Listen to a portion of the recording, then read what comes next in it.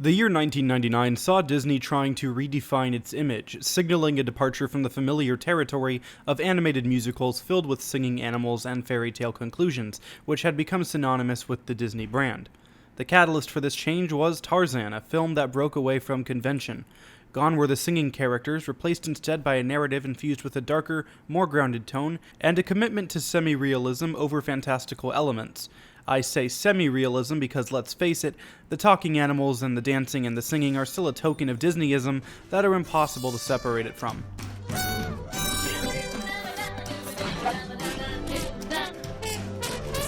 Disney's Tarzan emerged as a distinctive entry in the animation studio's repertoire.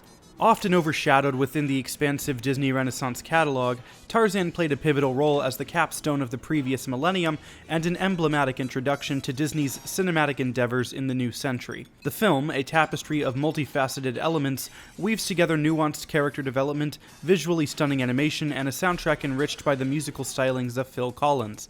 Now let's delve into the intricacies of Disney's Tarzan.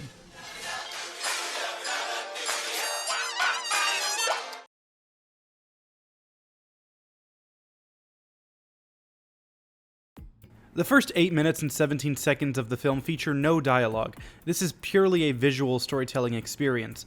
Rather than the slow, melodic, once-upon-a-time type openings of films like Pinocchio, Snow White, or Sleeping Beauty, the Disney Renaissance films featured more action-packed openings, with high-octane music to really get the blood pumping and get you invested in the story. Tarzan is the best example of this. I mean, for crying out loud, the very first scene of the film throws us right into a non-stop action scenario, as we witness a baby and a mother watch the boy's father run for his life from the burning remains of a sinking ship. There are so many questions that can be asked here. Why is the ship on fire? Why are they the only humans left? Are they even the only humans left? We never find out because we don't need to. Deliberate ambiguity prevails as the narrative forgoes explicit answers, relying on the audience's interference. While these humans begin their new life on the island, we also see this family of gorillas celebrating a new life entering their family. The music sets the mood perfectly for this scene. It uplifts the viewer with a sense of bravado and intensity. However, joy is short-lived as tragedy befalls both families. A leopard, embodying the cruel hand of fate, violently disrupts their newfound happiness. The visual storytelling here is poignant. Emotions are vividly conveyed on the mother gorilla's face as she mourns the loss of her family.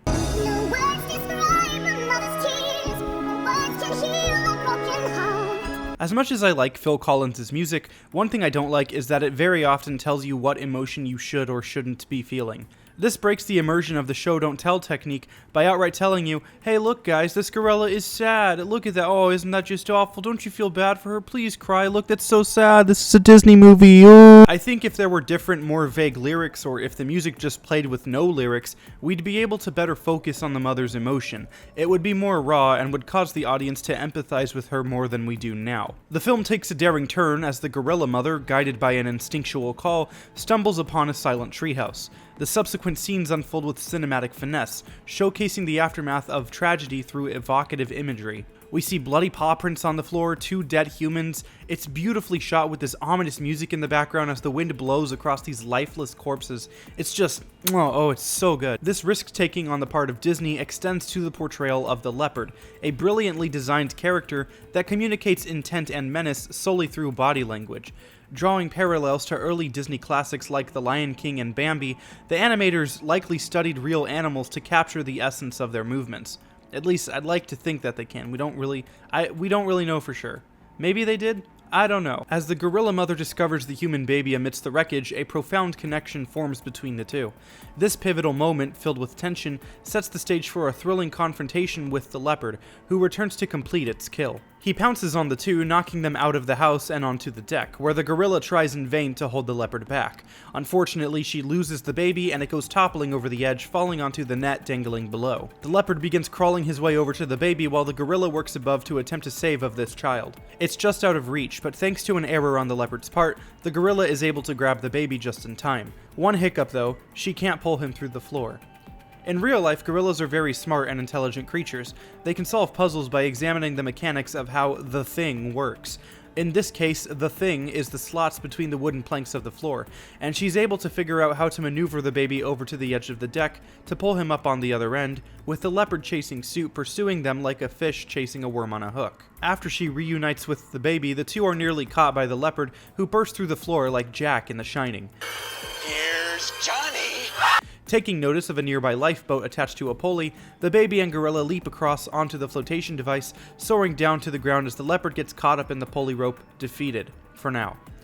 In shock, the gorilla makes it down safely with the child, taking a moment to collect herself before looking up at the trapped leopard, giving a growl of menace as if to say, "Don't you ever talk to me or my son ever again." She takes off across the rope bridge with the new child in tow, and as she makes it back to her tribe, the final notes of Phil Collins' first song play us out.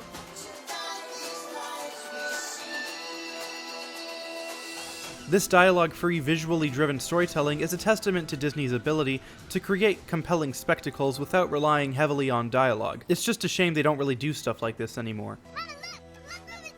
In an era where dialogue often dominates storytelling, where the characters just drone on and give you all the information, expositing it with no end in sight, the absence of spoken words allows the narrative to unfold organically, inviting the audience to engage with the story on a more deeper, immersive level. She finds her way back to the rest of the troupe, and reveals that she got sidetracked rescuing this baby. She reveals that she's going to be the baby's mother since its family was killed by the leopard. Kerchak, the leader and Kala's husband, reluctantly lets the baby stay with Kala, but makes it very clear that he will never view it as his son. He is still very much in pain, reeling from the loss of their biological child, and he knows about the danger of humans and their true nature. A young gorilla named Turk asks Kala what she's going to name the baby. I'm gonna call him Tarzan. Tarzan? Okay, he's your baby. Why does she choose this name? No clue. According to the Norwich Bulletin, Tarzan means white skin, so... That's a joke, lads. And then we get the only sequence in the film where a character actually sings lyrics to a song. You'll Be in My Heart fits this scene beautifully, establishing the maternal bond between Tarzan and Kala. It was written by Phil Collins for his own children, and as a result you can tell there's a lot of emotion not only in the song itself but in his performance of it, short as that may be in the film. So anyways, yeah, the mother and the son are united, and come what may, it's them against the world.